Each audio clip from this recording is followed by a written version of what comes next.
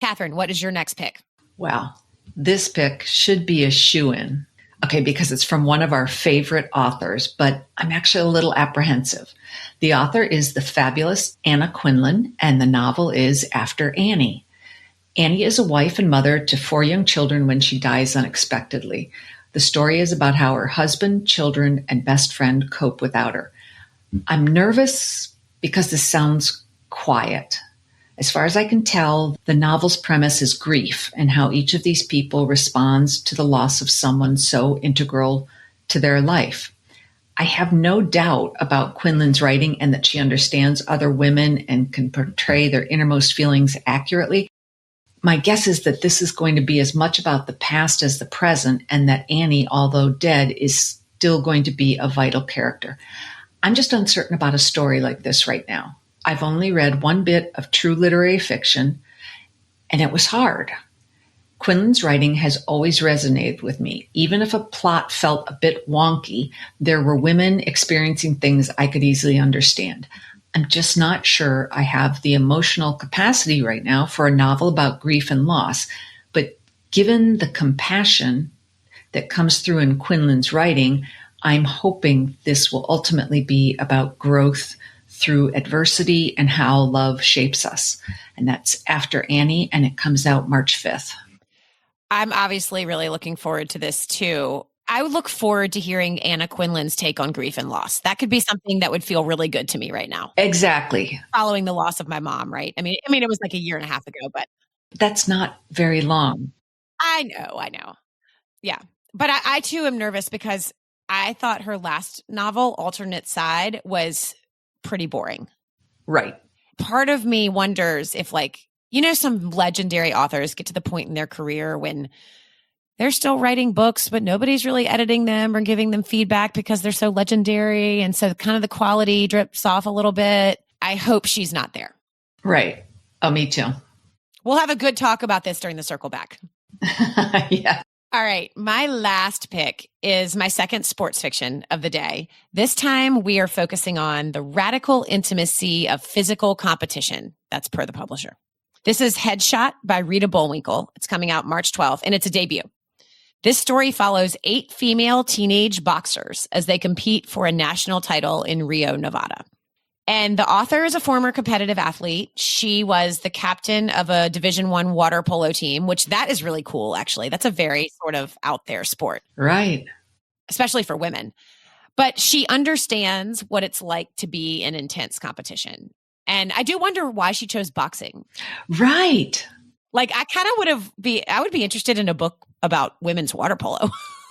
Right. I agree. But regardless, I love the way this is structured. Each chapter covers a fight at this tournament, and it goes into the past and futures of the 2 competitors fighting. So you've got these fights, and then you're getting the backstory as well as sort of what's going to happen with the 2 competitors. It explores the, quote, desire, envy, perfectionism, madness, and sheer physical pleasure that motivates young women to fight. And I love this break from gender norms and celebration of personality traits that are sort of necessary for athletic success. Not sort of necessary. They are necessary for athletic success, but they are much more, quote, acceptable by society in men than in women. So what happens to female athletes that need these qualities for success, but then they're kind of frowned upon out in the real world for having these qualities because they're not feminine enough or whatever. Also, this book got another starred review from Kirkus, and Kirkus says it has the momentum of a sports novel told in elevated literary language. Ooh. Yeah, so this is like a literary sports novel.